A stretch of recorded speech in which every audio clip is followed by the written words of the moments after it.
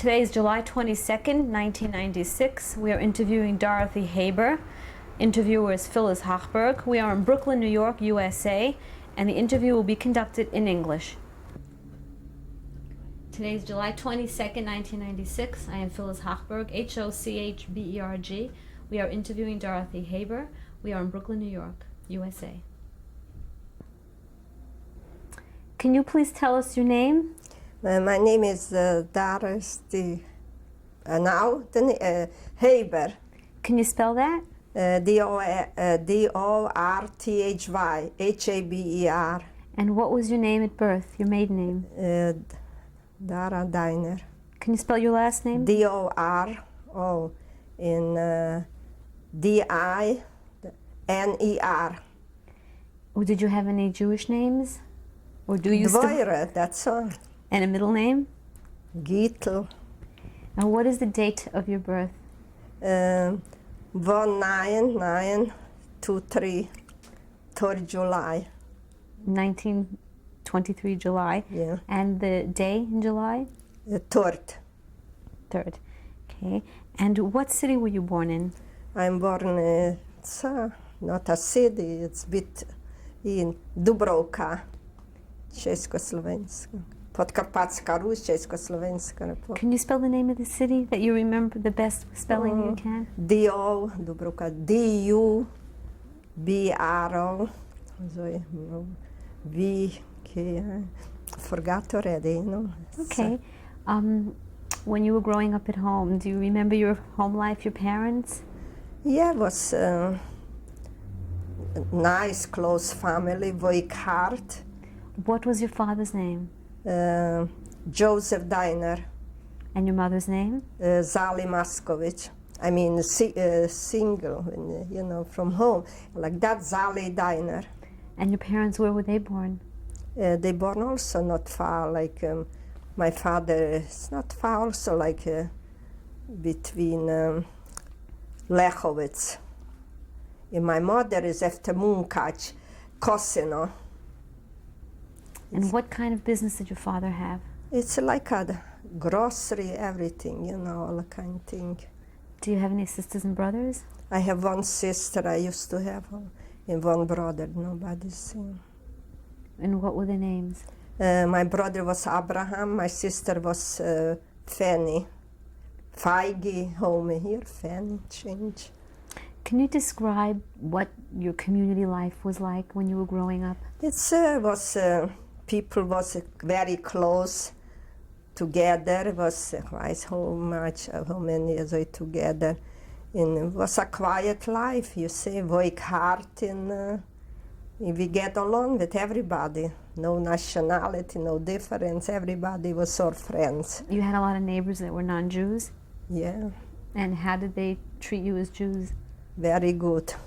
My parents, we get along very good. They need from us advice when something. They came to my mother to talk to my father. I feel like here they said the Galach. Also, he talked always to me. We was friends. The youngest daughter was my best friend. We very close. Do you remember the home in which you grew up, the house? Yeah. Can you describe it for us? I told you when I came, the people what I went there to visit, that's her sister, rich. They came from a rich family, but when they took away us, then they took the nice houses from all the Jewish. But what did your home look like? Describe the home you grew up in. Was you say hard? You know, it's not. Was simple. You know, it was not like here. There. We dress neat and clean, and was not so much clothes like here, but everything was nice, you know. People get along and live a quiet life. Did you ever help out in your family store? Yeah, I work very from young. What did you do there? Anything to put down this and bring. I used to cook, to learn, then I make food and to prepare very young already. I used to do everything. What was Shabbos like in your home? Oh, quiet. They went to school and rest. Do you remember what kind of food used to get served? What was the food like Shabbos? Shabbos was special, you know, like Shabbos-dik food. Every day we eat a lot we have vegetable, everything grow both, and we make everything, we didn't buy in the groceries.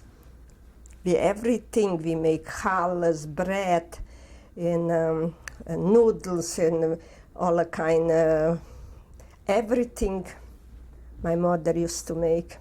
What kind of vegetables did you grow? Oh, everything. We have carrots and squash and potatoes and everything around. We didn't, you say the food was naturally, not with chemical like here. Everything was natural. Our people was also so and so. Because you say when they born a lot of children, I know, because I heard they went very fast. Because they didn't get all the kind of, like now they get all the kind of injections with everything, you know. And their people, they went to sleep for, I heard, a child, 3 years, and was so smart. And they said healthy. The child didn't get up. You know what they said? I know. They said sometimes here they're talking also on a horror. What do you say in English? The evil eye? Because the child was so smart and very bright. And they said everything was nice. People talked to her like to grow up. And it was everything good. And do you remember the schools that you went to? Yeah. I went to elementary as in a little at night and that's all. Then stop. How long did you go to school? About 14. 15. And then what did you My do? sister also back longer now. She was also very bright. Just we have to work hard to make living to help out. So what did you do after you finished school? To help, I went to learn to sew. Then you have to help for the lady has a few children, then you help her in the house till you learn something not so easy was to, like here they give you the work to do and you say it was private house, then you have to help for the mother with the children. If she take, she gave you instruction, this, that, and it was... And what did your brother do? My brother also used to, he like to be, I would say, a tailor. He went. Did your mother help in the store too? Yeah. We have a farm also. And did you have any trouble on Shabbos with the business? We closed, that's all. And no. We close and that's all. They know already, Jew observe Saturday and the Christian observed Sunday. And you never had any problem with that? No, thank God. When did you first... We say like people pay here taxes. We pay also. We pay a lot of taxes. I know I should talk this. You say we used to have a lot of grant, felder, how you say here. Then you say we pay big taxes. When you say when the war time was by Hitler, then my father has to buy tvie. How you say in English? You know what's gross? You make bread. Wheat. Wheat, and to give for the German, they should have what to eat. And then it was years didn't grow very little. They didn't produce the wheat, and we have to buy and to send them. That's Okay. the government. That was the law, Okay, so tell me, what did you first feel, your family, when the war started? What was your first experience with anti-Semitism and hardships? You say first we heard like in Germany they make trouble. Then the people used to say like this, till they come to our country, then everything gonna be all right. God gonna help, the war gonna be over, then we gonna live still. As they wouldn't have to do something for us. People was talking into themselves. They thought, because first Back in 38, 39, they start trouble in Germany, and then Slovakia, and Czech, Polish. They was the other country first. And to us, they came in 1944 already. We have trouble, but we was still with the parents. They took the young people to work. What was your first experience of the anti-Semitism? We heard, what he doing for the Jews. But how did you experience this firsthand? What was the first sign within We your was community? frightened because we said trouble there, that he's going to come to us. God forbid. They came. Tell us what happened. How did the Germans change your life? You say the German didn't come so close to us because we have Hungarian. They work with the German. They make trouble for us, the Hungarian. What happened?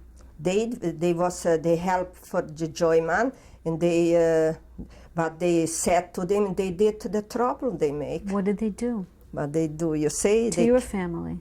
To my family. You say we was home and we just Passover was over in 1944, and then we took the dishes in the attic and everything, and then we get up and the police already, the German gendarme, the police, they came to my house and they said we have to go. Take about 5 Tayen pan on the back like Scheuren, like gypsies. We should take something what we had. What can we have? Just was Saturday night was over the Passover. Then we have just matzah over. No food, nothing to take, something like when you bake and you prepare and cook. Because we took everything, we have to bring down the other dishes down. Then we didn't have time. It was very fast. It was like from I never forget. Where did you have to go? Where did they tell you to go? They took us in a different village, and there was he was the leader, like here is a mayor or something, yeah. Then they took us and they took the jewelry from us in the rooms, and they took us everything. We should take the clothes down, and they took away the jewelry, everything, if you have a little money. And then they said you have to wait there, sit. Then it was like a few families, and they took it was... there was no car. They took us you say the old movies, with the horses, with the wagons. Then they took us there. We should go sit down, and they took us straight to Ungvar ghetto. Do you know what town? We didn't eat nothing. We was exhausted. Do you know which town you were taken to when they first took you that first stop? Yeah, we thought because they said they. Where were you? So that's Bacheva. And do you know how long you were there? A few hours, plenty hours. Till everybody the exam, they took away everything from them. And who was doing the examinations and taking all your things? I think the Hungarian also, the police. The Hungarian. And who are you with?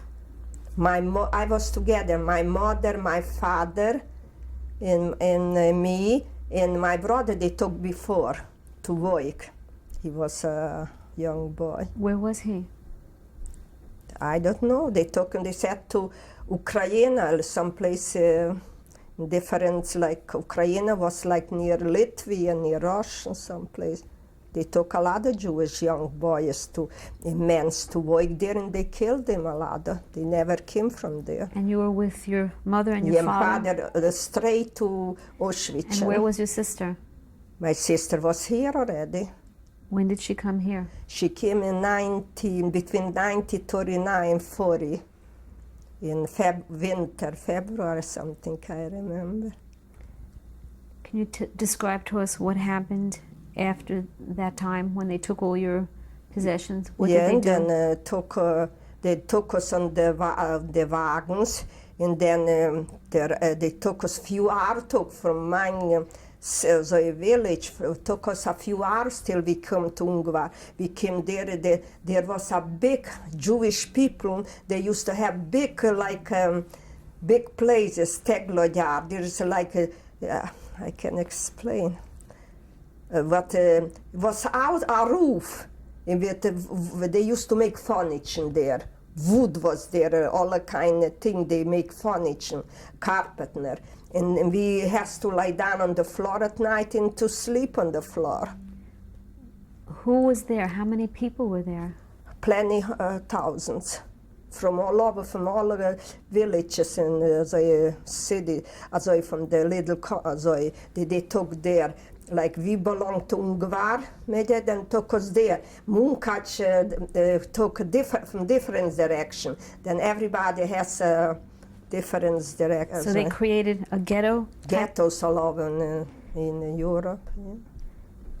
And were you in a room with your family? No, it's not a room. People lay there like gypsies.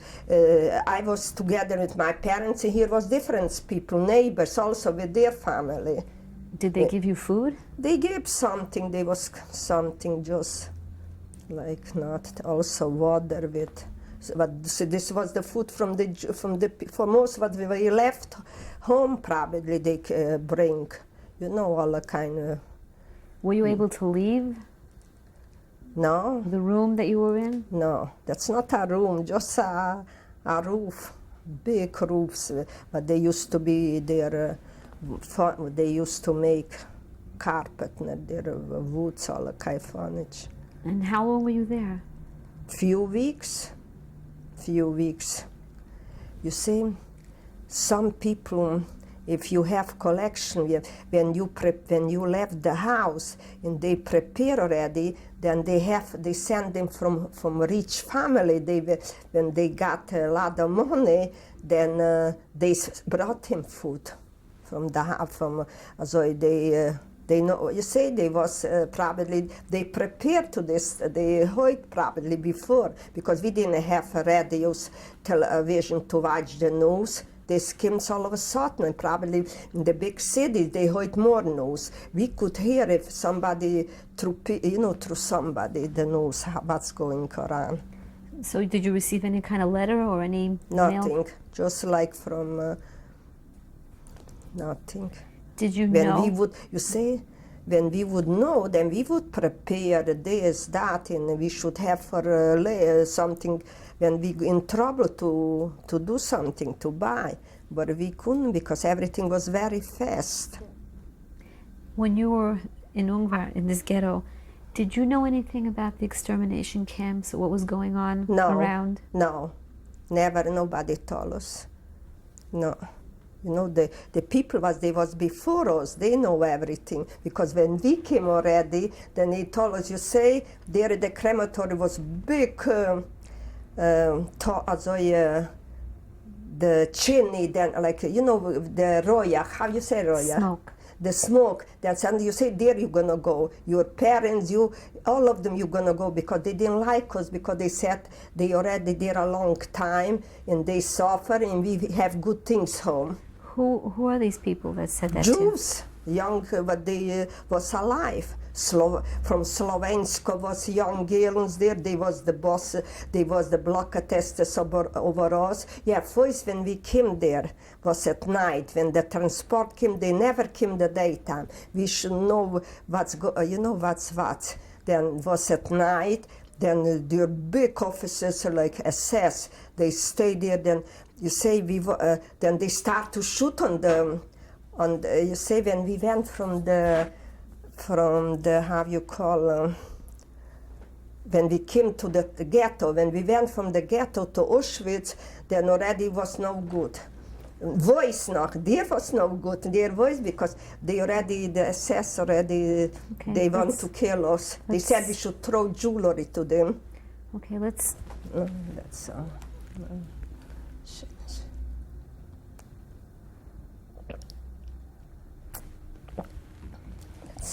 When you were in this ghetto, were there any Judenreich, any Jews that were in charge?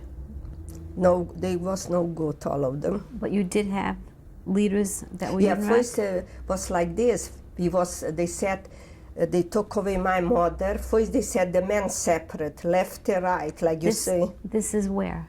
In Auschwitz when we came. Okay. All right, you left the ghetto. Yeah. Can you describe to us how that happened? At what point did you leave the ghetto? They said we should be ready, and they came like also at night, and they took us to us on the train like kettles. Also at night, we shouldn't say where we're going, like kettles. Who did they take? Everybody that was with you? Yeah, all the three of us, my parents and me. And then what did they do? Then they put us on the train, I mean the kettle like. What was that like? And then we also sit there took us few days. How many people were in the car with you? Plenty for different also from different families, plenty. Just we used to have something like we took a blanket from the house, some clothes, and we carry like we put on the floor and sit in the whole night there. Took few days from Ungvar to Polski in Auschwitz, and took few days travel. We didn't have nothing but to eat, to drink. Where did you think you were going? They said they take us to some place to work. And what was it like for you? My those parents few told days? me already. When my father was very intelligent, and my mother very, very smart. They come with very high class families, educate. They said, "You're gonna save. You're gonna." They told me like now, "You're gonna live. You're gonna go through." And they already a little. They don't know because it's already too much for them. That is what they tell me. And they say everything because I say it's true. And I was very slim, very sensitive child. Then I was crying. I want to live with them together. You see, when they said when we came there about 4 days, then at night also, then they also on the train, you know, they start to. The assassin to put, to sheath, how you say it? Shoot? Yeah, to shoot, we should throw in money, in gold. When? When you arrived? Yeah. What possessions did you have with you? They can do what they want. We was just nothing. We are no people. Did you have anything to give them? We didn't have. Yeah, so if they have, they save something, and then they separated. They said left and right, like you say in the movies. They make something. So what happened? Can you describe that to us? Yeah. Then then my father went away to where the men's, and left, and I hold my mother. I don't want to let her down because she should go alone because I was a child, very close to them. Then he came, the assassin, he pushed me down. How old were you then? No difference. Not old. Then he pushed me, like I could already do something because you say he saw I am young, and then he threw me on the right side, and he said like that. They told us, all the parents, sometimes women, they was young, and they got babies, they took away, they gave for the parents to hold, and sometimes they don't want to separate, they went straight to the crematorium with the babies and with the mothers, and I went where the younger people was. And your mother? Never, I saw they took away. Between women with babies, with children. But they went to the crematorium. Did you ever get a chance to say goodbye? Nothing. They didn't let. My father also didn't say nothing. He couldn't say nothing. What happened to you after the selection? They took us in where they bather. You know bather is? They showers, like big places. Then we should take showers and to change and took the clothes, but we have nice clothes from homes.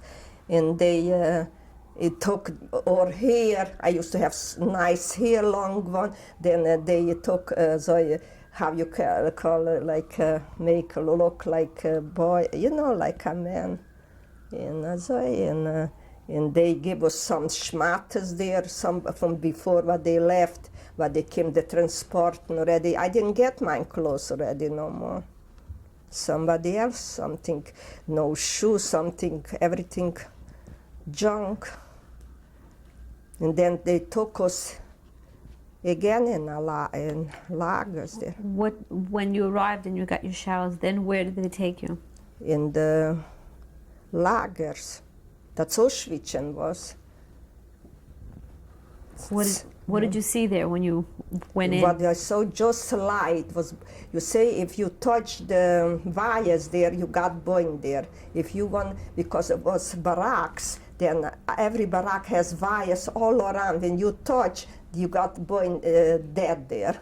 Then you couldn't look through the wires. You have to stay far away, not you got because sometimes you saw there different barracks and different ladies. Then maybe you say somebody. Everybody was looking. If you recognize somebody from my place and they look there, then you couldn't go close. And not you got you got boy and not they watch us with guns with all the kind of things. Did you know anybody that was with you?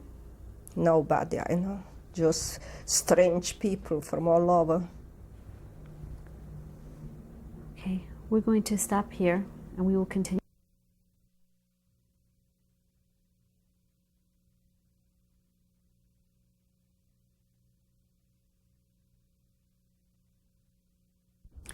Dorothy Haber. We're going to go back a little bit now. You mentioned you wanted to tell me about when you were still at home and you had to wear the yellow star. We didn't talk about that. Do you want to tell me about that a little bit? Yeah, it's, you say, was because we have to wear everybody because not we couldn't go outside because they said the Jew not they gonna shoot us. Then Jews have to wear that's the law from the German. When did this start? I think like 39.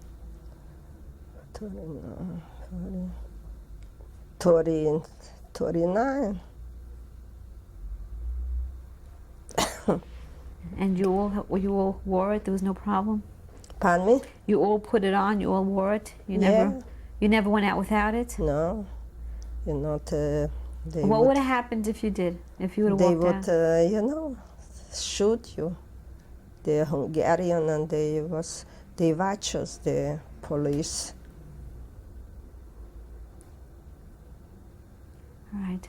We'll move forward now. You were telling us what happened when you had arrived to Auschwitz. Oh, Auschwitz. And I wanted to ask you something also. When you arrived, did you receive a number? Yeah. Would you like to show it to us? Can you roll up your sleeve? And can you read it to us? Yeah, Auschwitz 9857. Can you hold your arm?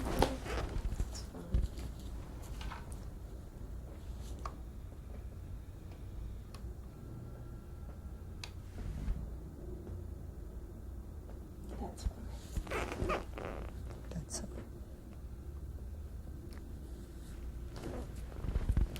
At what point did they give you this number? They said you're gonna have to go to working people, you know, like you're gonna have to work, you know, as not everybody get in Auschwitz, and I don't know, something they said some places lagers they gave, and some places they didn't give. Something they, you know, we're gonna be workers, you know, to work, then they shouldn't touch us. But they always, you know, when you was every day it was when we get up in the morning was selections every day. They saw somebody weaker and something that was they didn't like it. They took also away from us people, young people, women. Do you remember the number of your barracks that you were Yeah, at? Seelager 30. And can you describe? It was very bad. They said from there you go straight to the crematorium noch, they told us. Because there was better places, what they said, they have better places. In their Seelager, they said Vernichtung-Lager, then we're gonna go to the crematory also. Who told you that? The blocker testers. And can you describe what it looked like in your barrack? This we was like wooden, like 1, 2, 3, how you say, the beds, like to climb. Then I never have place because I was very quiet child. Then they was stronger girls, they with big mouths. Then they got a good place to sleep, and I didn't have never where to sleep. Then I sit the whole night. I went through a lot. I cried I cried the whole life there. After the parents, because some they have sisters, and some they have cousins, and I was alone like a stone. Then nobody was close. I didn't have close nobody to me. Then God always helped me. And my parents was praying for me. How did you keep religion?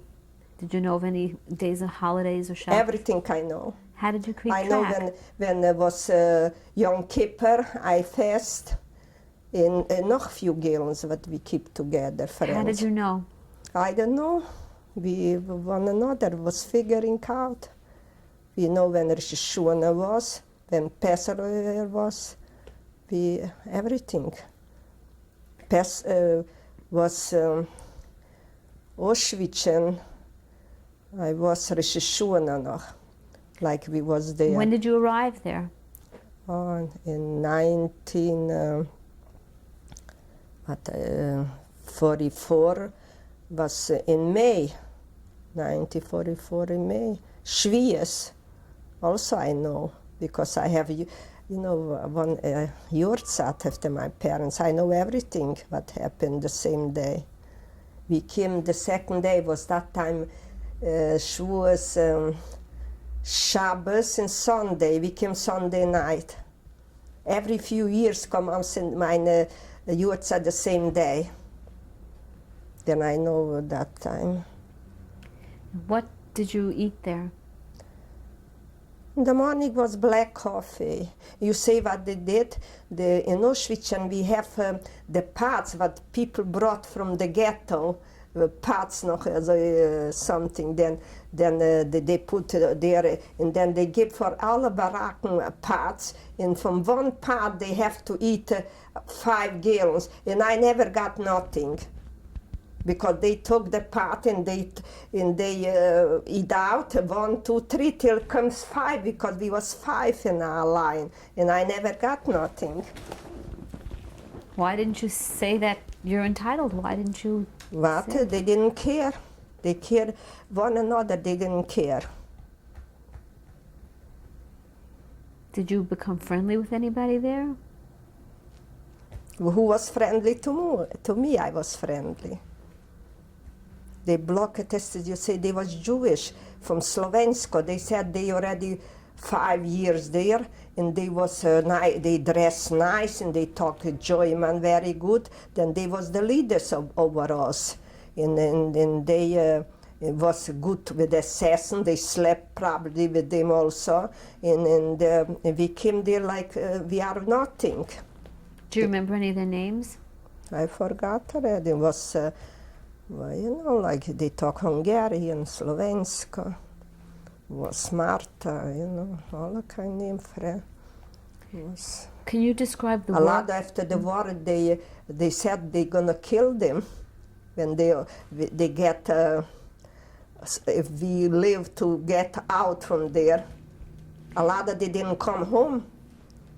Couples, they watch the men's in block testers watch the woman. And this we have to stay twice a day in the line.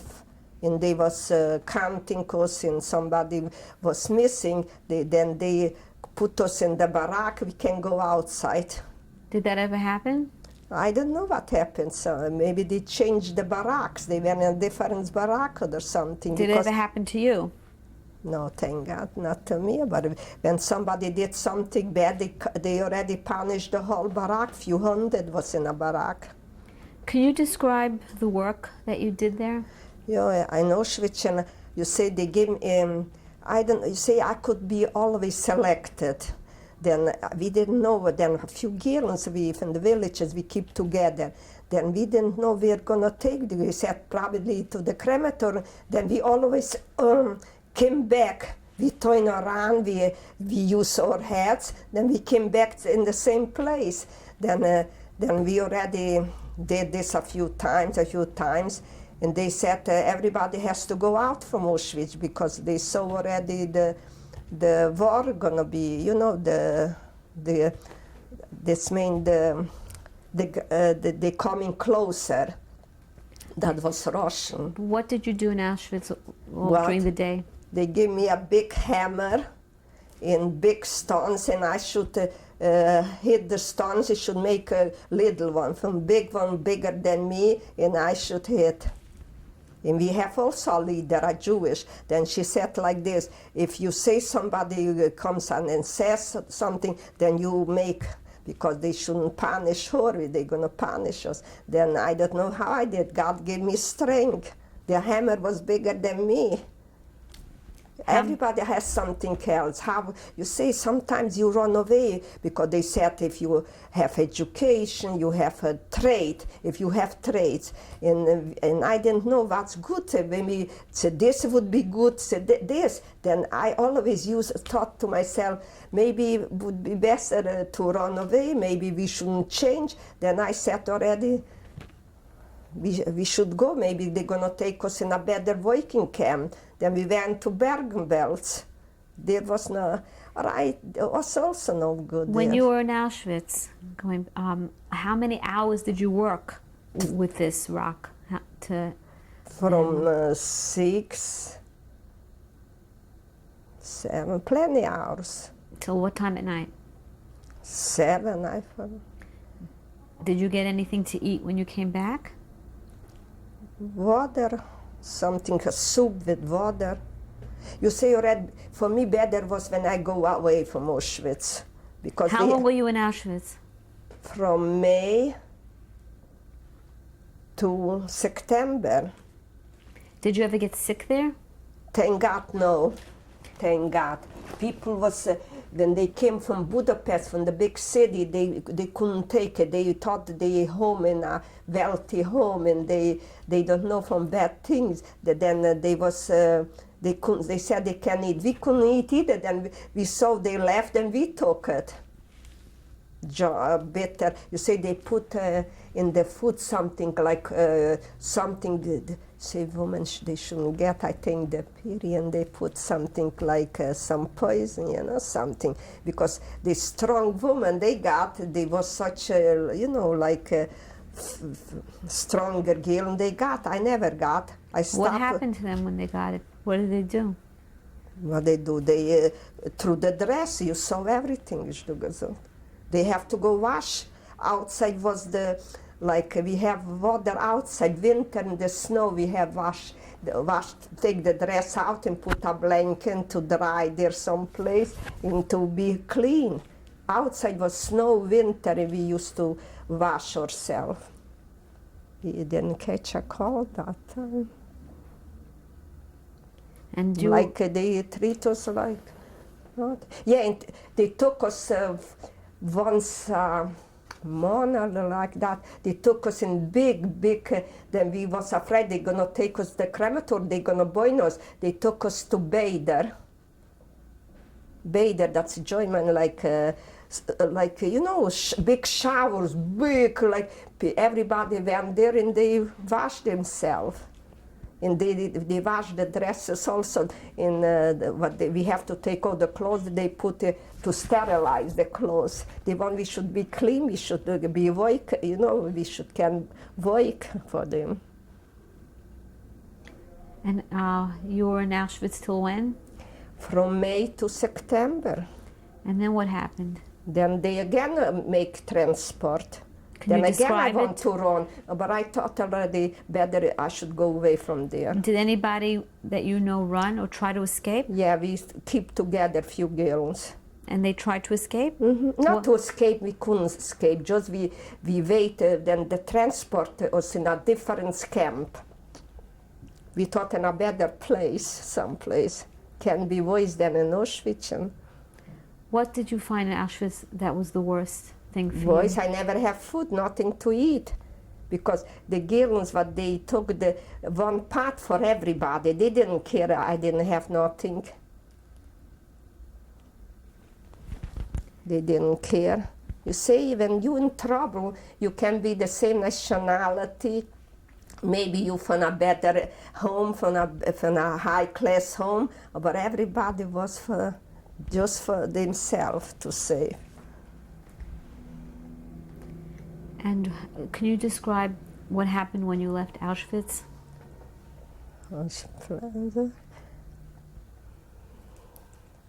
You say it's too much. I was crying always because I was with my parents very close, and we was not too many children. Then you say I cry day and night after my parents. That's my mind was just after the parents. I have nobody, like a stone. I was crying always. And when you left Auschwitz, you went on another transport. How did you go? Also with cattle trains. They took us to Bergen-Belsen. Then there also I slept on, everybody has to sleep there on the floor. There was no beds at all. And just a big, like also a few hundred, they put us in the barrack and we slept on the floor. When you arrived to Bergen-Belsen, was there any sort of selection? No. What did they do when you arrived? When we arrived, they said they told us go in this barrack, a few hundred, in the other barracks. And who was in charge? Also, as the assassin, then Jewish people was also in charge here, but they long time here already. Women also blocked it, but they was longer from Poland, they was from Slovenska. They was longer, the Jewish already. Then they became higher. How did you know where you were when you arrived there? How? I can read. I went to school. There was the names. They said the Jews built the Auschwitz, and a lot of said men, they saw when they bring the father and the mother, they was working, but the Jew was working by the crematorium. And sometimes they find the clothes from his mother, from his sister, and they saw the clothes when they put together. Everybody has different work there. And all the thing, and I heard the Jews, they kill also later. But they was working, they shouldn't put the news to the world when the war is over. But always somebody left. Somebody ran away. So when you arrived to Bergen-Belsen, you were put into a barrack. It was better already than was on the floor. They give me a tepel. Then I have my tepel like with a handle when you wash your hand, like maybe it's a. Nice, 2 glasses can go in. Then they give me some the breakfast was coffee, black coffee all over, and lunch some soup. And I remember I put away the soup where I was sleeping in Kippur. I fast, and the soup I should have for supper. I think it turned around. Was it there when you finished your fast? Then some piece of bread they give a day, piece of bread. And who was with you? The same people? A few girls that we keep together. Always different people was because they came from different places. Were there any non-Jews there? Yeah. You know where I find a non-Jew? Just to Barak was Magdeburg. When I went in the 3rd place, there was better. Well, let's just Not go so back here bad. to Bergen-Belsen. Were there any non-Jews there?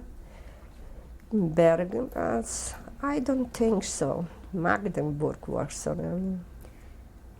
And what did you do there in Bergen-Belsen? In Bergen-Belsen, yeah, they give us a job from the morning we get up and we have to go to carry on rocks, how you say, what they built the houses, Ziegel, how you say in English? Brick? Huh? A brick? Yeah, brick. We took bricks, a few, and we carry always a few blocks away they built something. They built more crematoriums probably. That was the job every day from the morning to night. So is that what you did the whole time? In Bergen-Belsen, not the whole time, in Bergen-Belsen.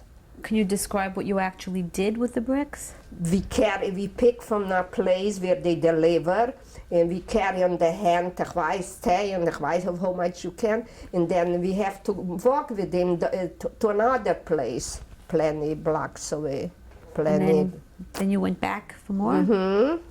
They took us again. How many hours did you do this?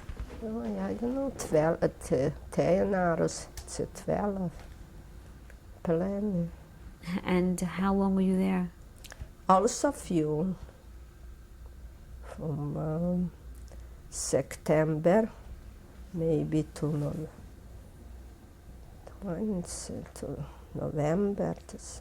Also a few weeks plan. Then again they make selection. How did that take place? What happened?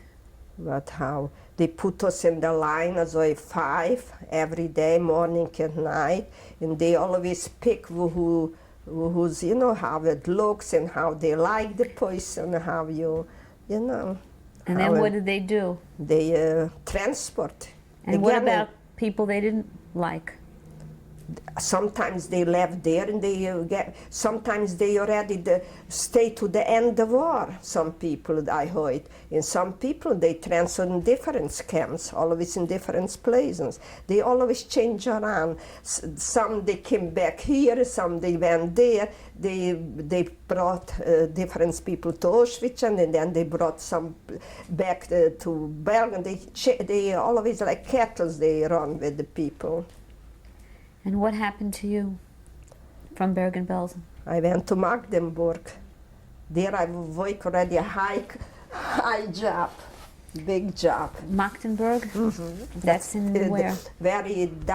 It's very already in Germany, big city. And the whole city was munition factories. And I was from there. I worked by munition. But such a munition. Can you describe what happened when you arrived there? They give us, also was beds. You have plenty beds there. There was just 2 barracks Jewish, and the rest was from the whole nationality. Horvaten, from Czechsky, from Ukraine, from Russian, because they say when the war was, the Hitler has the war, then he needs people to work in the factories by munition, because the men they took to the army, to the war. And the Jews, they was the slaves in some girl, you say they took the Goyim also, gypsy. There was a gypsy lager also in Auschwitz. Did you ever speak to them? No, I wasn't close there. But who was closer, they talked. But you saw them? I saw when they was marching, like from more barrack. Then if you look in the daytime, you can see far. Then I saw. Then in Magdeburg already, also, then I have plenty beds already where to sleep. There they treat us, but also when something wrong. Nowhere was good. Did you ever get sick? Thank God, no. I was sick before I went through. You say a lot that they got typhus. They got between typhus and after typhus.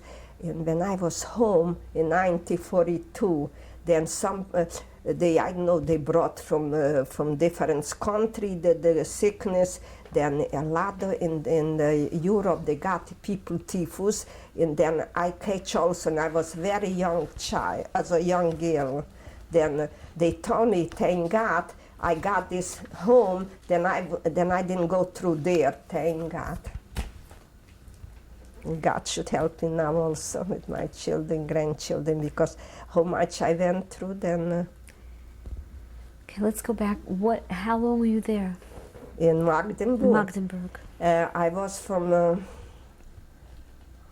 in December, November to May, but I didn't stay to May in Magdeburg. I went in, was like in April.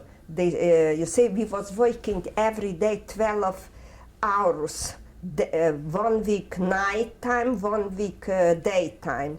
Then we went to work and they was marching because we was like in a line. From one side was SS with the big German dogs, and from one side, because there was like a big city, people, some they know where to run, they run away a lot. How far was your workplace 20 from? miles, the fabric was from the lager. So how did you get there every day? Walking. You say, and this was the problem also. I went through all of this too much. That's why God helped me now already, always helped me, because my parents was praying for me. Because we've got there like this. When you start there, all of it was very noises. You know, when they came to fly, when they saw that ready, like the grain is when they saw already they coming in, the American or the Russian, they make such a noises. They protect us. They took us to bunkers. We shouldn't get killed. They throw so much bomb. I don't know. It's Americans, it's England, it's Russian. People, the German who was living in the houses, they got killed also, a lot of them. They didn't know who they are. Who lives there, and then they run always. You should learn that when they start to make noises. How you say it? Sirens? Siren. They chase us from the places to the bunkers. We shouldn't get killed, God forbid, because they need us to make for them the munition. They should have the war. Can you describe the work you did there? Oh, it was very big. Everybody, they took what I don't know, we learned fast. You say, there was big fabrics there, and there was such a big, men's was working also there, then such a big one, and they was empty. When God forbid they with gas, then they would explode on us. This was empty. They came from the big machine. You know, they gave us white gloves, cotton gloves to wear. The Bürgermeister, they used to like us. They said, they used to talk German, and we understand German and Jewish. You very young. They said we should take easy, and the officer gonna walk. Then the big. Then we should start to walk. And they said we shouldn't work so hard because we very young. Gloves they gave us a cotton one to wear, because when they came out from the machines was fire. And what did you do? We have to take out this and to give for the different people over, and they go over, or they did something else with them. Everybody has different. Sometimes this work they didn't have. They sent me in different places something to work with. Such a machines, electronic, I never saw in my life. How did you know how to do it? They show me. And what did you eat there? How was the food also, there? in the morning was black coffee. In lunchtime was soup. They gave us they took us like a dining room. We should sit down. Something. Okay, we're going to stop now. Continue on the next.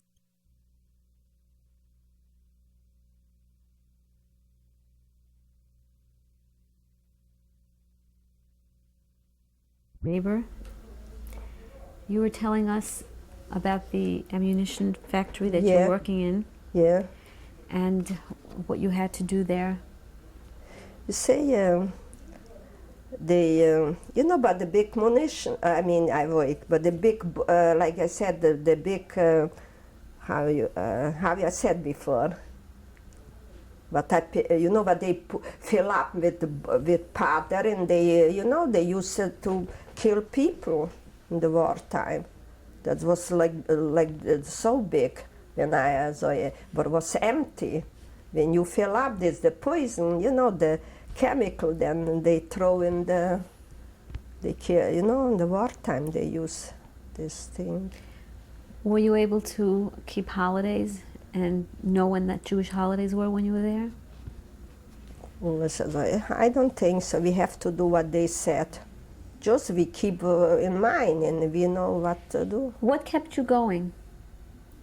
God, nobody, just God. I mean, what were you thinking inside? How did you keep that faith? You say I have faith in God, and I was praying to my parents. I should see. The parents have in mind. And we didn't. Some people say we're gonna go noch. We're gonna be noch. Yeah, they was talking just about food always. I didn't talk because I was not big eater never. When I was young, I didn't eat too much. They used to push me. I was a very sensitive child. Then people, they just food enough. The whole day they talk about food. We used to take grass to eat. Anything from the food. You say a lot of them was very ambitious. When you say from the kitchen, if they went sometimes, they used to have men's boyfriend. They used to bring him everything through when they came in to work in the place, in the lagers. Then if they used to be girls strong, they know they need men's, and they brought him all the kind of things for them. I don't know, I should say this, But thank God I didn't bother with nobody, thank God. I grew up in a very good, nice family. And how long? You say you have to be all over so and so, then you don't get lost. But God helped me all over. Where I was, and I say now also how much you go through before, and always God was with me. Did you ever say any prayers while you were in the camps? I didn't have the praise, I talk.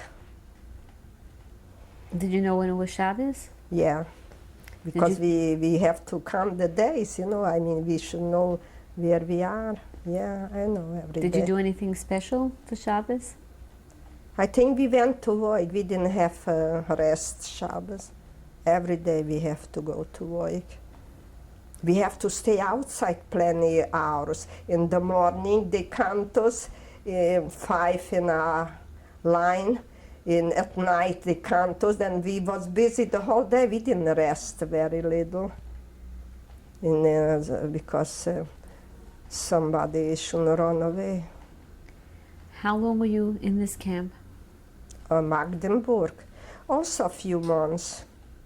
But I was not when the war, you say I was not to the end in the lager. What happened when you were at the end of your time in Magdeburg? What happened? To the end? Long? I was not in the end. You see, it was like this. One day, we was pick up every day in the morning to go to work.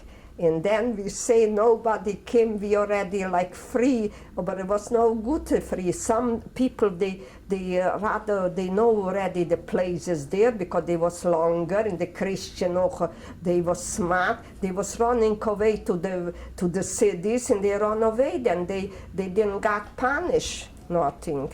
And we was waiting, we didn't know too much where to run, then we was waiting like kettles. Later, we went in the kitchen, everything was open, then everybody took a bread, something to eat. Then everybody was, and I thought like this, that's no good, somebody gonna come, they're gonna kill us. When was this? Do you know the date when this took place? It's plenty weeks before. We was planning, I was... what time of the year was this? What month was this in when you saw you were free that time? It was, I don't know, March, maybe. In 45? Yeah.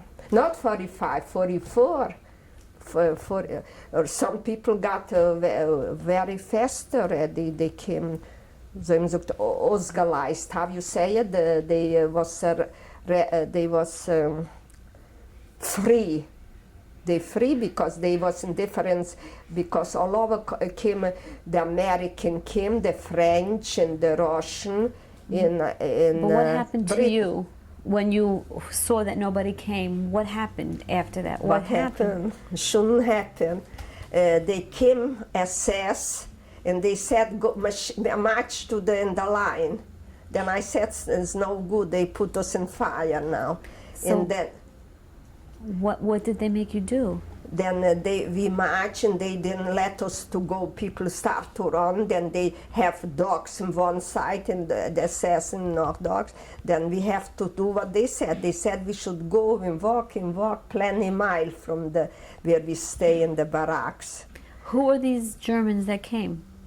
Also some SS. Were they the ones that you knew from before? I don't know. Different. And then they took us, you see, they took us in a place, like a big place, empty, where cows, they put cows to the rest there. How far was that place from the camp you were in? Plenty mile. We was exhausted. How long did you walk? Walk, plenty hours from the morning to plenty hours. Did you have any food with you? Something, but who could eat? They didn't let us. We should eat. They chase us like cattle. Then later we came. We sit down. They from plane was flying and they put bombs on us. People got killed. People like was falling like flies. And I was from the people. A few of them. I mean, ich weiß wie von then what I left in life. And what happened when you arrived in this big area? You say they let bombers, the German. You see, they know it. They already make up everything because they brought us there and they let the bombers on us because they thought the war is over. Then they don't want we should be alive. Do you know where this was? What area you were in? What town? I used to know. I forgot already.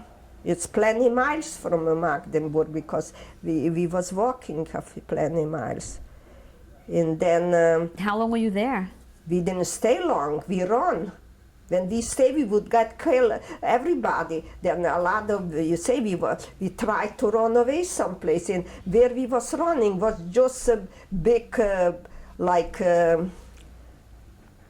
wilderness, you know, like a big... you saw felder. How do you say felder? Fields? Yeah, then you say where we was walking, all was German noch. They was not in control. They was not wartime that time. But nobody touched us. They didn't know who we are. When you were marching all that time? No marching, running, because a few together girls. Before that, when you were marching before that for a few days from Magdeburg, did you pass any of the civilians that lived in the area? Did any people see you marching? Yeah. What did they do? They didn't do nothing. They said, you say, it was all a nationality from the whole world. Then they called Flüchtlinge, as we they brought us to work, and now they throw us out because they saw the German as they already losing the war, that they didn't need us. But you say, it's too much to talk. It's okay, you can tell us. You say then when we was running, then all over was German, still the wartime, but nobody touched us. We run, and then we came in villages and we went to the houses. We asked for food. They gave us. Who was there? The people was living. There was villages all over, houses. People was living. And this was in Germany? Mm-hmm. And they were kind to you? Yeah. What happened? They said kartoffel and meat they have, flesh. And kartoffel is? Potatoes. And they gave us food to eat. But we didn't have where to sleep, and we was afraid. We didn't trust them to stay with them. Then we was walking again, then we came in a big forest. Who were you with? How many people were running with you? A few girls, but when we came in the forest, we walked plenty miles, always from village to village, and we went to the houses to eat. Nobody touched us. And then we run again, then we couldn't walk already. We didn't have, then we went in a forest, and we find there so many nationality, from the whole Hungarian, Horvaten, Slovakian, Russian, young men and young girls. Then they discharged them from work, and they went to live in the forest because nobody should touch him. Like if you walk around the street, the German took you to work.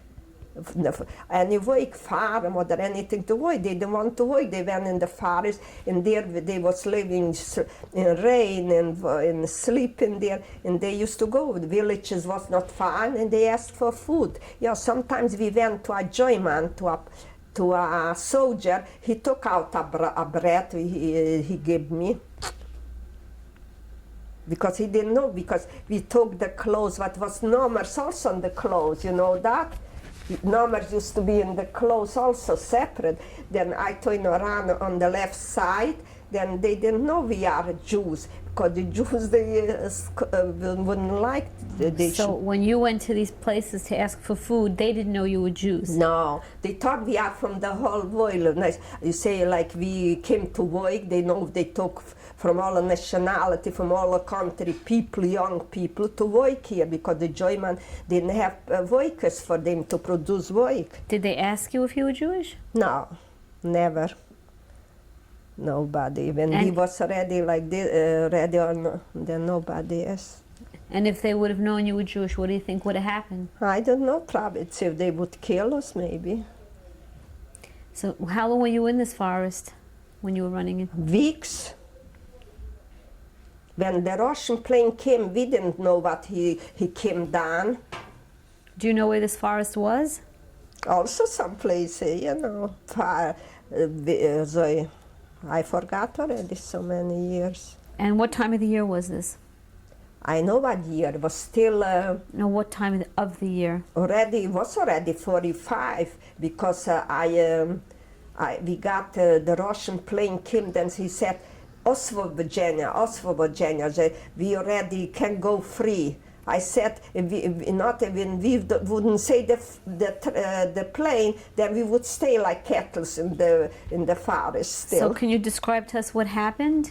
Then but it's no good. You say when he took us to the villages, a lot of Russian, a lot of German run away, because they were, when the war came the grain, you know, when a lot of German, they run away from the houses. They have big stores, big business. They run away. They was afraid, you know, the Russians come in, they're gonna kill them. So what happened when the Russians came, when you were in the forest? Then he said we should go out already. Who told you this? The Russian plane. A plane landed? Mm-hmm. What happened? Then he said we should we already can go free. These were Russian soldiers came? Mm-hmm. And how did you feel when you heard this? We was not, was difficult to, was very hard, we didn't believe it. But anyway, then you say, if it was a few gallons, then we said, yeah, you say the soldier was very bad to the gallons, you know, the young gallons, then what they do? They want, you say, it was like this. They said they're gonna take us in the houses, so empty to sleep. And I said, for the gallons is no good. We shouldn't go with them, but they said, what we gonna do? We can't stay in the forest. Then when they, you know, they want to bother the girl, they want to sleep with them, you know, like all the soldiers do the same thing. Then I said, come out, don't wait and run away. We should run, because that's not live sogar. Then we run at night someplace, we run, then we went in different places. Did the Russian soldiers give you any food or anything like that? I don't think so, no. We know what they did. Later, I hope, you know, when some people, they got free, like in big city, they can take everything from the joyman. Then a lot of girls, they took money from the joyman with all the kind of clothes and jewelry. I was not lucky. I didn't take from nobody because till we came already from the forest, everybody took, they have already they came before, so it already was free, not like we late. Then What did you do after you left the forest? Where did you go? we go, then we came to Komitet. That's Ruski, for Russisch, that's like in English calls an office. Then everybody, we came there, then we report.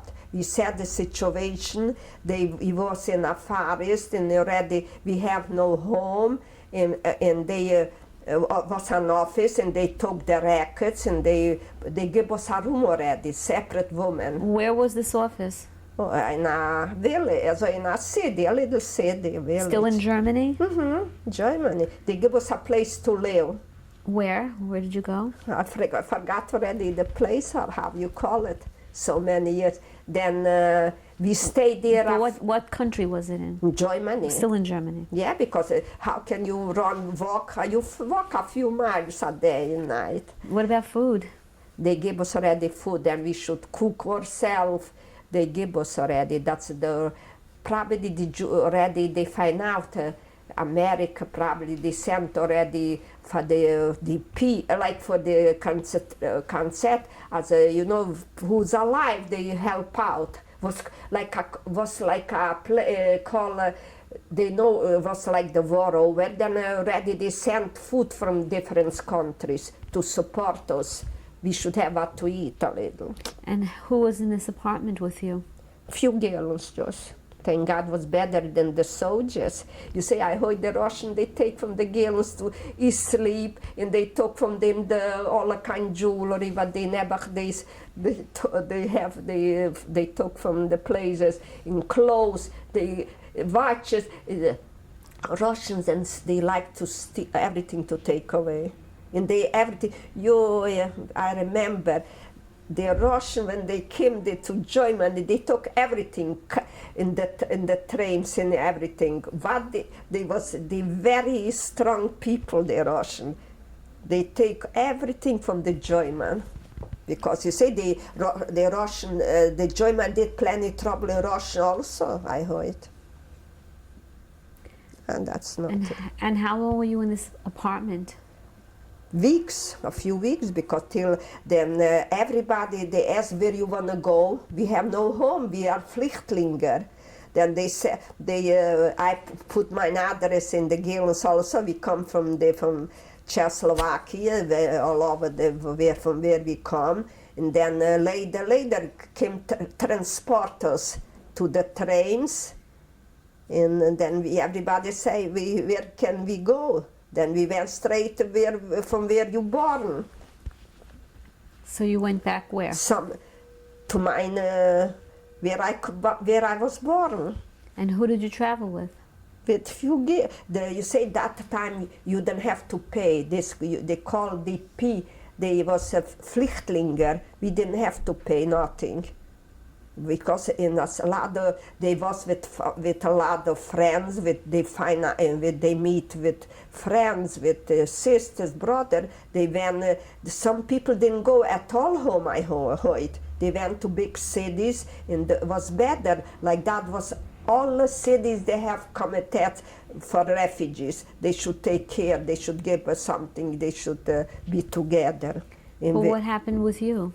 I went to my house where I was born. What did you see there? What? The people was living there. Who was in your house? The people, you say what I used to know them from home when I was born there. Then they was married with few children. They didn't have place where to live. They took over Jewish houses, Jewish everything from the What kind of people were these? They was from rich homes. And they were Czech people? No, I mean they talk Ukrainsku, like Goyish, Ukrainsku, you know. What happened when they saw you? No, they said they told me. They say people they said like this: if we would stay the whole family, when we went in April, in October was the Russian. The war stopped there in 1944. When we would stay a few months, we would be all together with the parents. You understand? Because you see, like they took us in April 1944. In October, few months was the Russian there. Then because you see, when we was home, and then we used to hear every night there was like bombs. The grenades came. How you say it? The grenades. You know what's come closer, comes closer to you know, so free. The war, Liberation? You know. Yeah. Then we say then the guy was talking to me, as you say, few months when you stay home, you would be all alive. But how did they react when you came back to your home? They said they hate everything. And did you want to come back to your house? This was your home. I want to come. I didn't have where to go. I used to have there a lot of people. They used to know me, very wealthy. They called me everybody to the house. They gave me food. But what about your own home with your possessions? I was in my home sleeping. They gave it was a few rooms, and she has about 6 children. And you stayed there? Yeah, a little, till I have to make up the mind what to do. I thought Jewish people coming more home. Nobody came to there. Did you find any of your old property there? Nothing. They told me they make selections. They sell out. Everybody bought something for nothing. So what they was told this? me, you say this, I never forget. They told me my house was the richest there in the village. So what was still there from before the war that you recognized as your own? Nothing was there. Just I saw by the neighbors. Some neighbors, they brought me back something. But they said they brought me, and I left everything anyway. How long were you there? We used to have a big Weingarten. You know what a Weingarten is? Where grapes grow. That was Serenje. We used to live not far from Serenje. That was a bigger city already. Then used to grow. My father used to do business. We used to have a few hectoliter used to grow. I forgot to tell you. Then we used to sell, my father was, we used to have our own. We used to have Voikers, they used to come to Voik for us. We used to give them for the holiday wine. And then everything. Then who took, they said the Weingarten, they told me the guy took our house with the felder and everything. Welder, and the Weingarten, a teacher took over. He used to be a teacher in my village. Then he said, if I'm there, the Galach told me also everything, because we was good friend. He invited me also to the house. You know what he said? He talked to me like this. You say they took the Jews away, and now the Russian, they didn't like, the communists, they didn't like Galuchem. Then he said, now they are in trouble. They he was killed a priest. Pardon me? He was a priest. Yeah, he got the youngest was my friend. When my sister used to home, she asked also from there. That also was good friend, because they used to like friend, you know, from better, you know, like. Was he happy to see you when you came back? Yeah. Did you find any He talked always to my father. When he used to have a radio, then when my father went someplace, then he used to say he shouldn't buy a battery. Then he should hear the news, what's going around. He talked to my father all the time, and he saw like a good friend. He was close with him. Did you feel any hostility from the people in your town when you came back? No, because they was like, you say, Voikers, they was rich people. Bubby was rich people. They came to America, they make money, they went to countries, they make money, they came home and they make, I feel hostility because they went to education, we couldn't go. Okay. And how long were you there in your old home? Few weeks. It's too long also, because I couldn't get up already. They didn't let me out. Then I was in trouble again. What do you mean they wouldn't let you out? Because, you see, I live like near Serenja, Dubrovka. And then I want to go to Ungvar, I could go, belongs to together with Podkarpatska. The Russian took over. And after Ungvar, I want to go to Slovenia, already out from my country. They didn't let me already. They said you have to stay because now communists took over by me. So after you left your home, you went to Ungvar? Mm-hmm. But after a few weeks. And where did you stay there? You see, I don't know how I did. God gave me, you know, I used. Where were you? I went to Ungvar, somebody, Episagil, she came, she was in my town. She came to visit because she wants to see her house also. But she was, the people didn't have children. Then she was from Strabici, like from a different village. And then the cousin didn't have children. Then she stayed in Dubrovka. She went with me to school. And she was a friend. But after, when she came home, then she has already a brother from where she lived. There was a lot of children, but the father lost the mother. Her name was after the mother, is du gedacht. Then they adopt her, the cousin in my town. Then she came to look how her with the brother, the sister. Then she said she's gonna meet me. Then she's gonna take me also, we should go together. And she said, and I don't know, I came to Ungvar, I never met her. We couldn't reach, I don't know, she came late, something went wrong. I told her because I met her in this country. Okay, we're gonna stop now, continue on the next.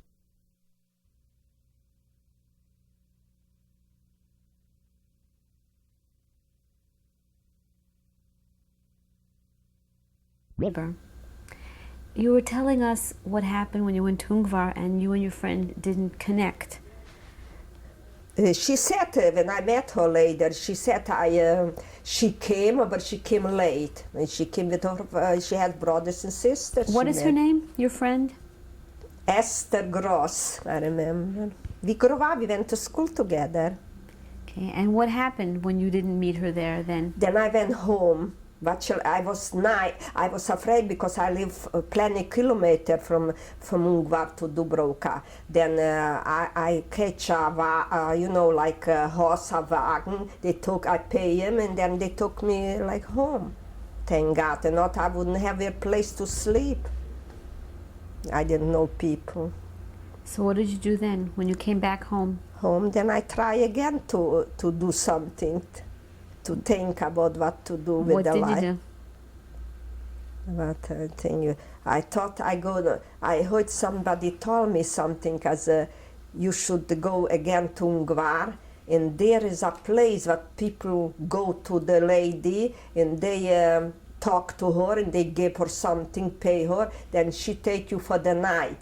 And when they change, the Russian go away to change the Schichten, you know, they go to sleep, to rest, they come different, soldiers to watch the, how you say, the grenades? The liberation? Yeah, initial liberation, that where they're watching. You shouldn't cross one border, you don't know, border. From the border. Mm-hmm. They should they shouldn't run away because they heard a lot of people come at night to sleep. You say in the Russian, when I was there in the house, then they came the Russian and they light. They have light, they ball. You know when they, how you call the ball light? You know they're looking if somebody. Flashlight, yeah, correct. Then they're looking, and she said, "I'm her daughter." Ich weiß something. She said, "I am her child." I went someplace in school. Then I'm home now. Then they're looking if you say how they was smart, the Russian. They look if somebody strangers at their house. They shouldn't go through the border. And then she was watching. She got up early in the morning, came me also. Then she said, now they changing now nobody in the border, I should try run. Where I run, I don't know, I run. I don't know where I gonna run. I should run after, and then I should be in a different village from there. But when I came there running, I was exhausted, and I came there, and the Slovensko stopped me, the police. It's something I have, they took away from me. Then I didn't have money, nothing, how to go. And then again, I have somebody from my village there. Then I went, I didn't find him at home. Nobody. Where were you at this point? Slovensko already, after the border.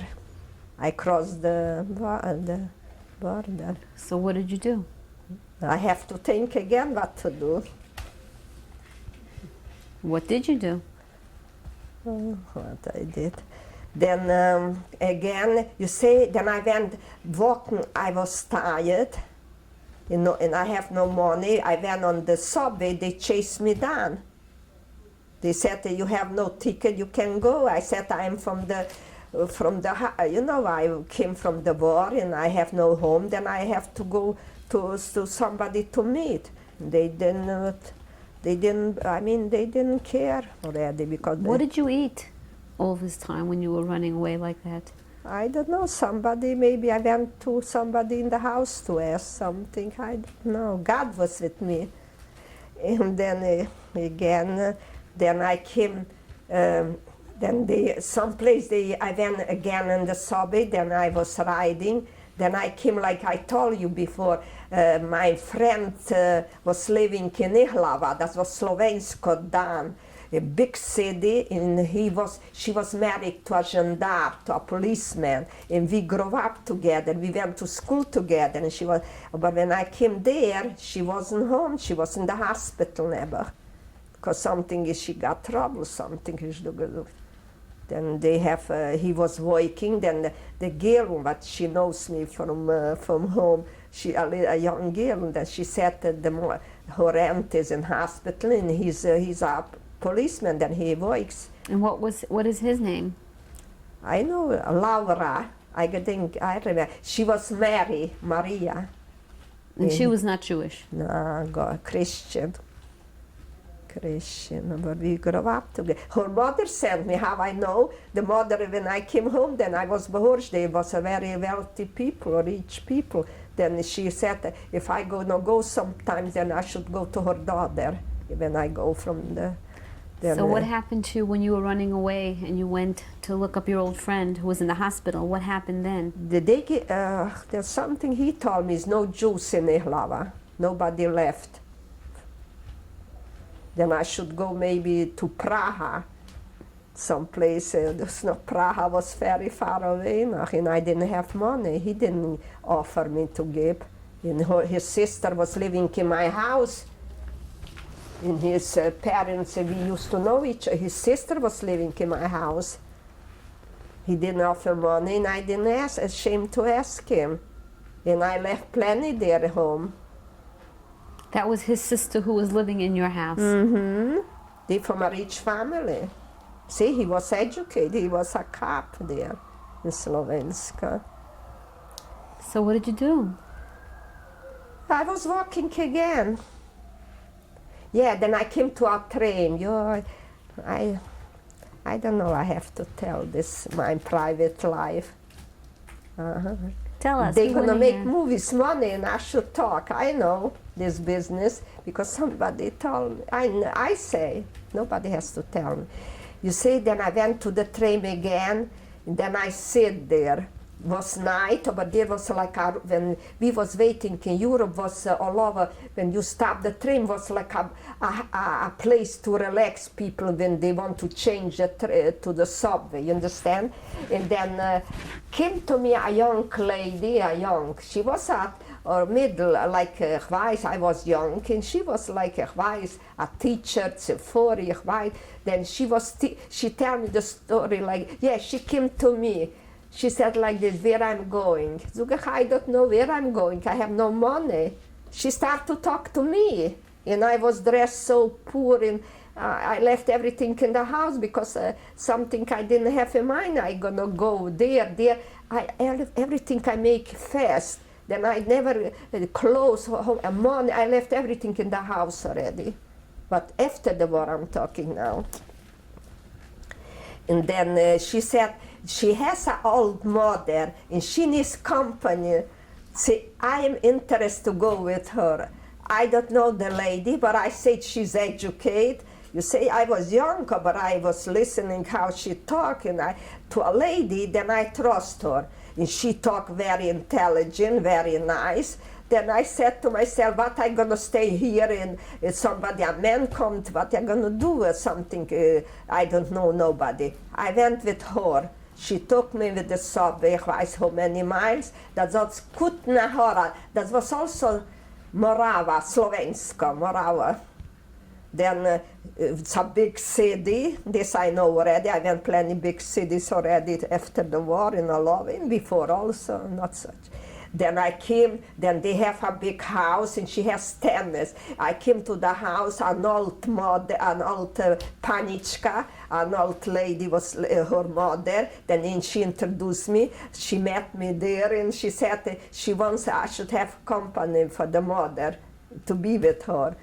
Then she was very nice. She watched me like a child. When I tell you what she did, she doesn't let me to go away from her. She wants I should be her a child. What's her name?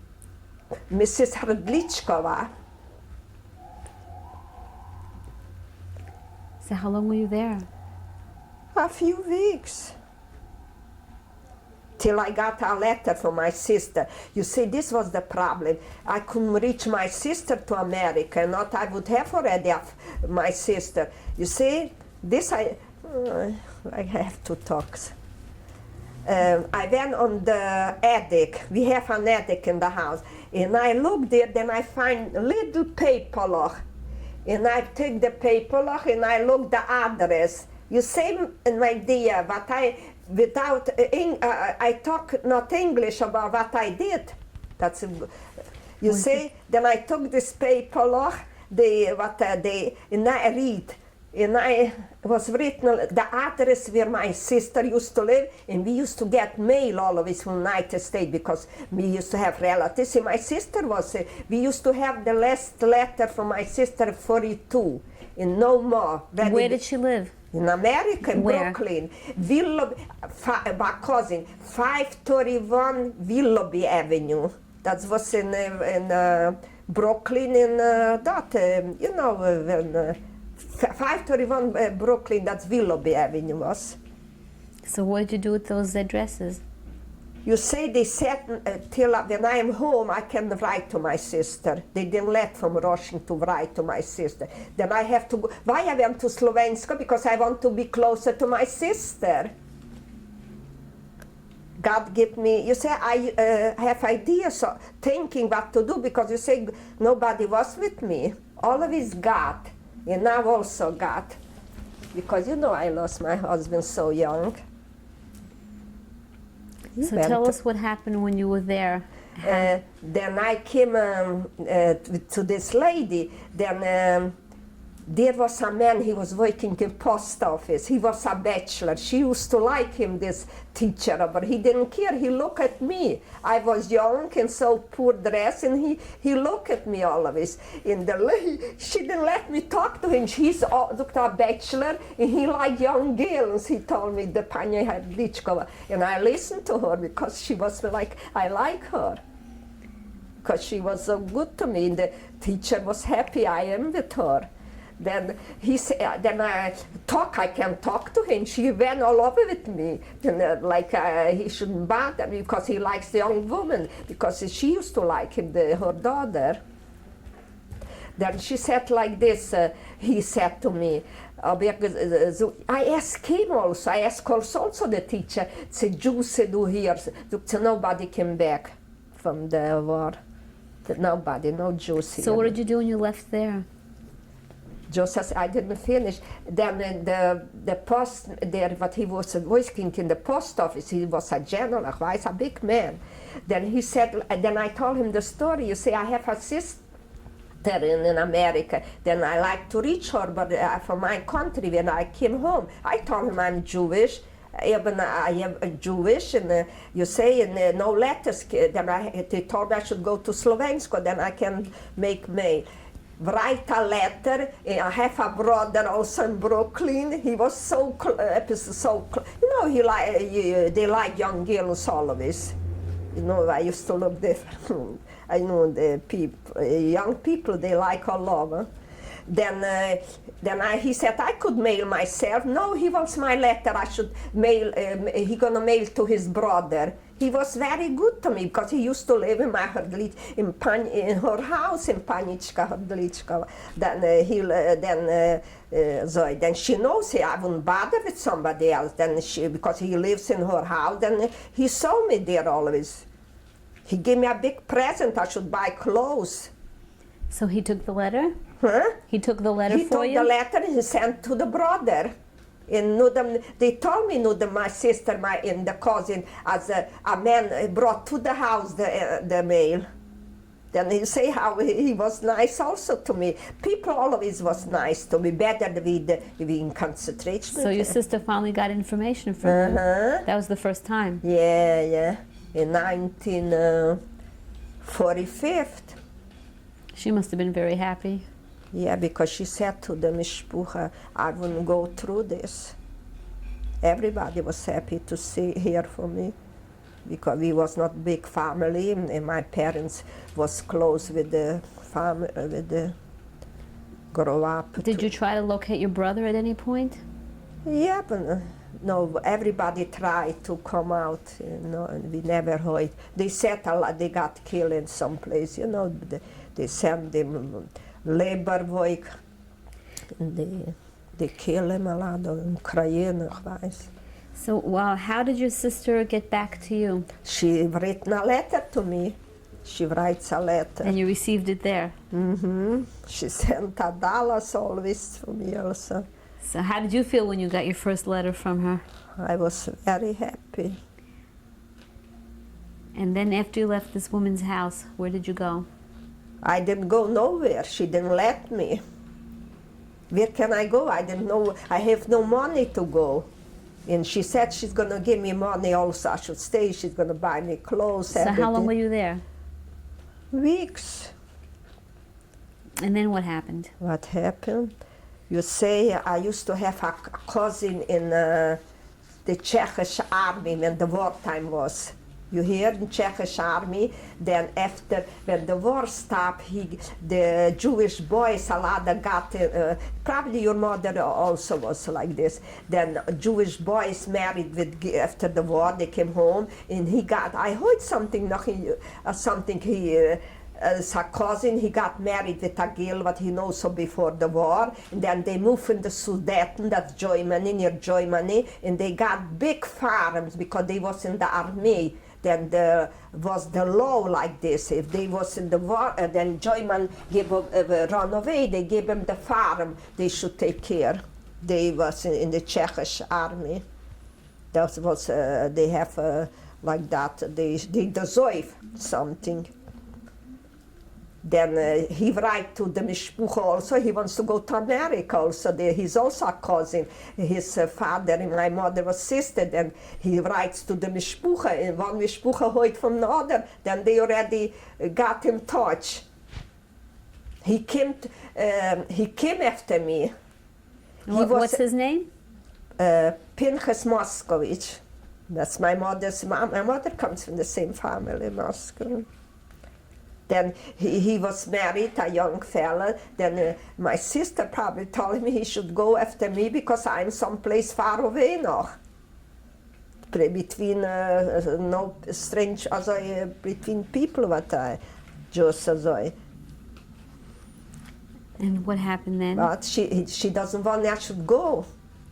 Then he said he's going to call the police because I am his cousin and I should be with him till I go to United States. She said that she wants to give me money, but the daughter has to come home. Then she wants to pay me. I was with her. Did you want to stay? I don't want to stay, but she was very good to me. You see, I didn't have where to go. So what happened finally? Then he left her the address. If she wants to send me money, then she can send to his where I gonna live. Later comes a check, money, and she sent me a few hundred koruna. Where did you go? Where were you? I was by him living. He used to have a big house. A lot of cousins after the war came to him to live because he got a house, a big house with a farm, and he was a big shop Where? there in Podbojani. And This how is long- Sudeten. And how long were you there? Also a few weeks. Then I went. They said I should go to Germany. There is easier to go to America. In the DP camp, they told me I should go. And did you go there? Mm-hmm. Which- Also was difficult from there to go. You have to go at night also. After from there where I was to go over the border. So Was you not- left after you left your cousin. You went to a DP camp. Mm-hmm. Where? in Poking. That's a very bad. I didn't like there. Then my cousin have a brother in Washington there in the Gabersee. Then I went there. Then my cousin was living there. To Gabersee? Mm-hmm. Then we That's- live in one room, a few people. And that was a DP camp. Mm-hmm. And how long were you there? Also months. What did you do there? Also working in a kitchen there. Do something I like to sit. And how long were you there? Weeks. Then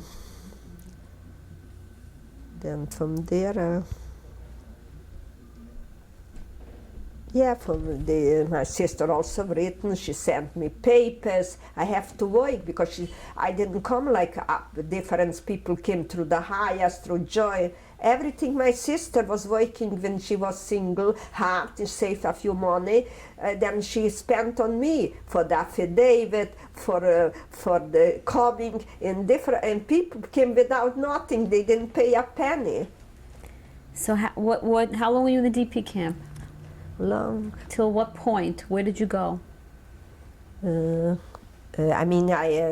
sister sent me affidavit and took a few years to come here. Not easy. And before you came here, you came from where? What do you mean from here? You were in the DP camp until you came here. Oh, I was in München. Then in Bremen, I was also there. Is the ship left from Bremen, München. I stay also till they call me to ask questions. So after the DP camp, you went to München? Yeah, then to Bremen. There was already the ship from there left. And when did you leave? In 1947, And what time of the year, what month was it? June. I left before probably, ich weiß. So when did you arrive here? Took also over 2 weeks. See, and the ship was very long. Do you remember the date you arrived in America? Mm-hmm. Think in June June. And the year?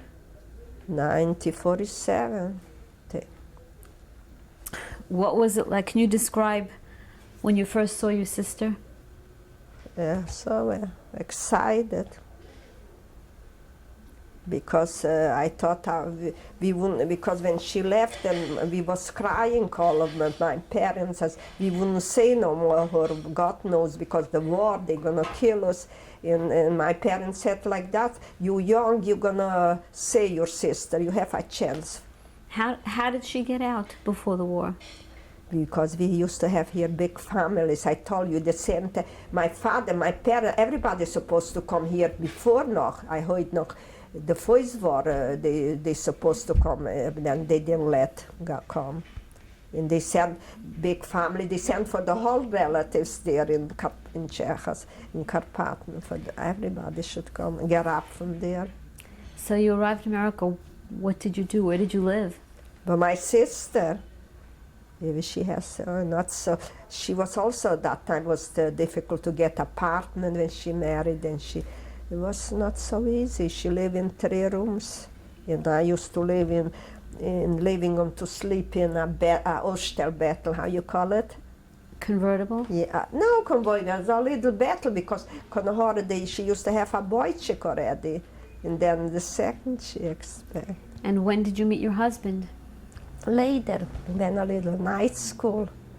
So organizations was where they used to come. I used to have friends, Bert Gillens, then they used to say they was lively. They schlepped me every week to someplace to meet friends. Then we met.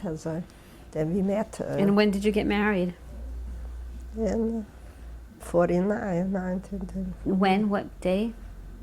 In February 28. You look if exactly. And did you have any occupation? When I used to learn home to sewing, but still didn't finish because it took, I still it took time because I told you when you work, I used to work, she was the dressmaker, and she has a few children, then I have to watch, to take care of the children, and I have to do more work than to say how she do the work. Where did you and your husband live? We used to live in Tiffany Street in a furniture room a few months. And that's in where, in Brooklyn? Yeah. No, not in Brooklyn. We used to live in the Bronx, like you. We used to live in the East Bronx, then we moved in the West Bronx, in the Concourse. And then you had how many children? 2, thank God. And what are their names? All right, Jewish Surah, who are this in Yosel, but in English, Susan, Helen Susan, and Jerry Steve. And your husband's name? Mendel. What kind of business was he in? He came without trade. He went through a lot because he was from Poland. He was a lot of years, 6 years in the lagers. He was very young, and they took him away, and he never saw his parents. He doesn't know what happened. He was the 3rd child in the house. And what was his occupation here when you were married? Before he was learning a lot. He came without trade. He a butcher, boy count also. Went through plenty. Did you still keep your religion after everything? Thank God. You see, when I was, before I came to this country, I was like everybody. Because we couldn't have, like here in this country. When I came to my sister, she already was religious. Then my friend said, I used to have all the kind of friends after the war, then they said so and so, I don't want to repeat. But later, thank God, I did what I have in my heart, like from home. My sister was also. Did you ever share your experiences, what you went through with your sister, with your children? Did you tell them? I talk all of this. And it's too much, now I have to talk. I talk to my children. You say, you tell me that sometimes they need for the school composition from the Holocaust, then I give them ideas also. My granddaughter when she was in Prospect Park Yeshiva, and that's a very good yeshiva also, Prospect Park. She went in Shalamas. Then I didn't give her the idea. The people tell me when they saw me, when they got, you say then when she graduated the 8th grade, she was valedictorian also there, my granddaughter, just like my daughter, Hebrew.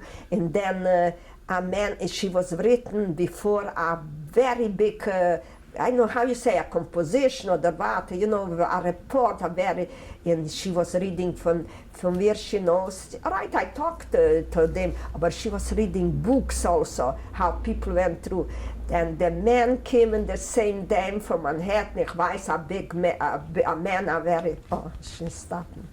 Yeah, then the man brought her $1,000. Then he said, since he in this country, nobody sent him such a letter like my granddaughter. Very nice. Okay, we're